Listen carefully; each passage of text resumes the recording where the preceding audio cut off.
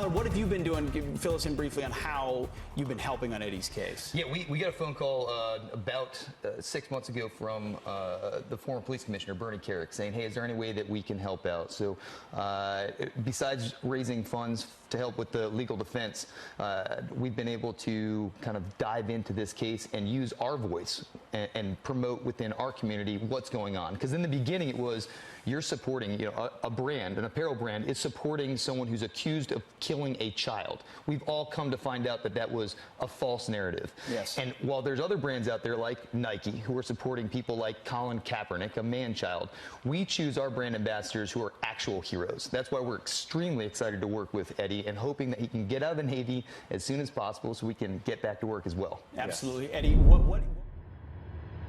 What's up, everybody? My name is Tyler Merritt, CEO and founder of Nine Line Apparel, an authentic, actual veteran-owned brand.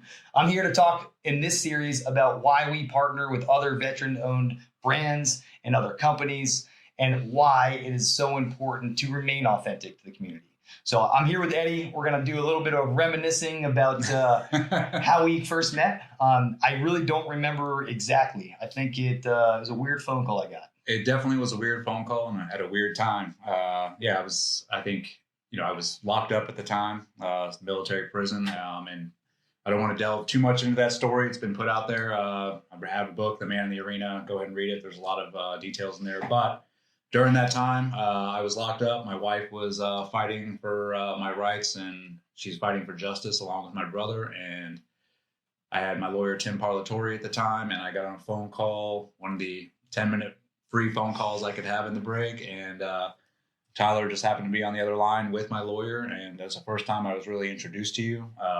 My wife then, after talking to him, because I really didn't know who Tyler was, I found out how he got involved.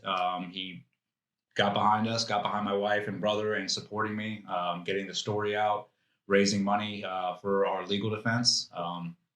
And that's pretty much where our relationship formed. After my trial is when we first met up face to face and really got to know each other. And, Nine Line, being the people that they are, invited me and my family down here to Savannah, welcomed us with open arms, really supported us the whole time, during the trial and even after the trial, which was, to me, a little bit harder personally, but they were with us. They supported us. Tyler gave me an option to start the brand with Nine Line Apparel.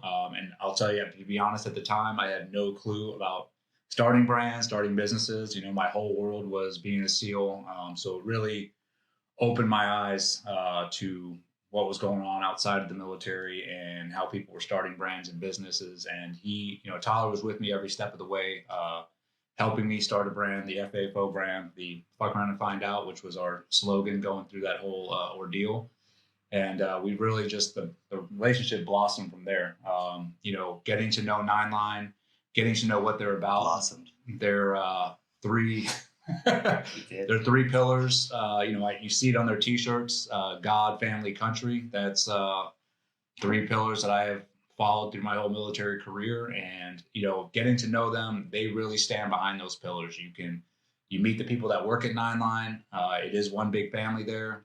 They put God at forefront. They put their own families at the forefront, and most important of all, last but not least, they put the military at the forefront. They hire veterans. They sit there and help veterans. They go out of their way to help individuals that need help or are in trouble. And after watching them, after I got out, it was truly amazing to see a company that, they say one thing and then they actually do it. They stand behind it and do what they say, which is few and far between in a lot of companies that I've been introduced to or been asked to work with. And that's why me and Tyler, I stick with Nine Line. I'm loyal to them. They're just an amazing patriotic group, patriotic company, and I'm blessed to be a part of it. Hey, so obviously when my situation was going on, I was very controversial. There was a lot of negative press being put out about me, very little positive press being put out. And I always do wonder this, what made you step in and get behind us and support us when so many people were against us? Yeah, it might be that just extreme paranoia that I don't trust what I see in the news. And I don't really believe that news is news these days. I like to trust but verify, right? Yeah. I did a lot of digging, right? I use resources. I came from a SOCOM community similar to you. I've got ways and means that I definitely won't talk about of how to figure out things out, right? So you came from a community that's very small. I probably flew you or your team at some point in UAE or down south or in Iraq or Afghanistan, and those are the bonds where like I see your patch, I know the type of people. I've fought beside you, not actually on the ground. I like being your taxi driver. Yeah. But I've seen what you go through, and I know that if I went down, you'd come and get me, right? And I know that if you're injured, I'm coming in, and that's the bond that you get to know people. I'm not going to go and risk my life and not come home to see my children for a bad human. Yeah. And Eddie's a good human, and I knew that people were in that community by and large are good. You have bad actors for sure, and bad individuals usually don't last in those type of organizations, and they shouldn't. So when I was first told and asked, hey, can we get behind you and support? I did digging, and I went and talked to individuals who were finding videos over in Iraq. I talked to individuals who knew you. I talked to your wife, who was very convincing. And I talked to your lawyer, and between that and what I could see was going on, I knew that there was forces far beyond, your control that had already made a decision that you're guilty despite being innocent, and you're innocent. So when I saw that, and I went to my board and I went to my other individuals in my company being affected, we took essentially a poll on not even a vote.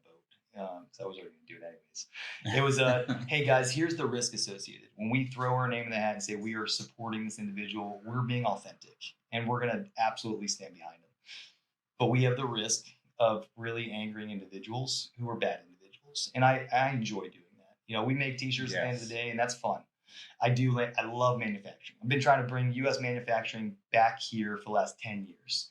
But I'll tell you, it's not as exciting as you might think. So when you have the ability to do apparel that resonates with individuals, where the money that's raised from the sale of this specific product goes to your legal defense and helps make sure that you're not spending the rest of your life in prison for something you didn't do. Yeah. That's something I can tell my kids and my grandkids about.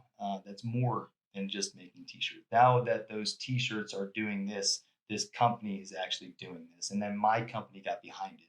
And we did. I had at that point some individuals who wanted to invest in me that decided they didn't want to invest in me. And that's great. I'd rather know now that you don't want me to be authentic, that you want me to go along with the media when I know it's false.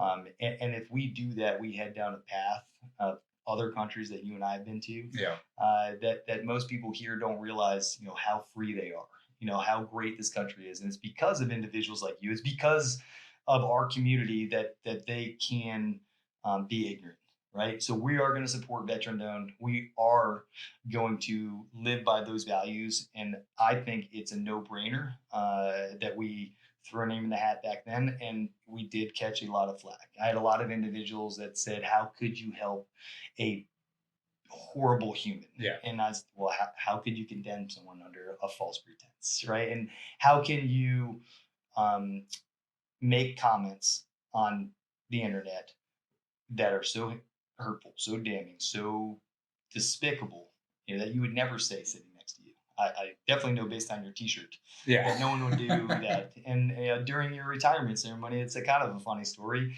I remember individuals wearing FAPO type products, the Free Eddie type products. And then I remember very clearly one individual in Savannah, Georgia, thought it would be a great idea to wear a Fuck Eddie t-shirt. That individual fucked around. And he found out in the bathroom that it wasn't a good idea to wear that t-shirt. But he had no idea. Yeah. He's just supporting the thing that he thought was right. The false pretense that you're a bad person and you should be fucked over and sent to prison forever. If you do mess around, you often find out. And I tell people on a daily basis, right now, these days, there's individuals out there doing bad things. They're my competitors. They're not actually veteran-owned. They maybe were, but they're not anymore. They're owned by private equity. Their products are not ethically sourced. We are not a fake veteran-owned company, right? I don't capitalize on keywords on the internet for veteran-owned. You know, that's a badge that means something. And there's companies out there that they're not veteran-owned. Yeah. You know, they're not operated in the same manner as ours. It truly is an honor to be like part of this company because, you know, when I see civilians wearing Nine Line apparel, hats, shirts, sweatshirts, I know that they are supporting first responders and veterans.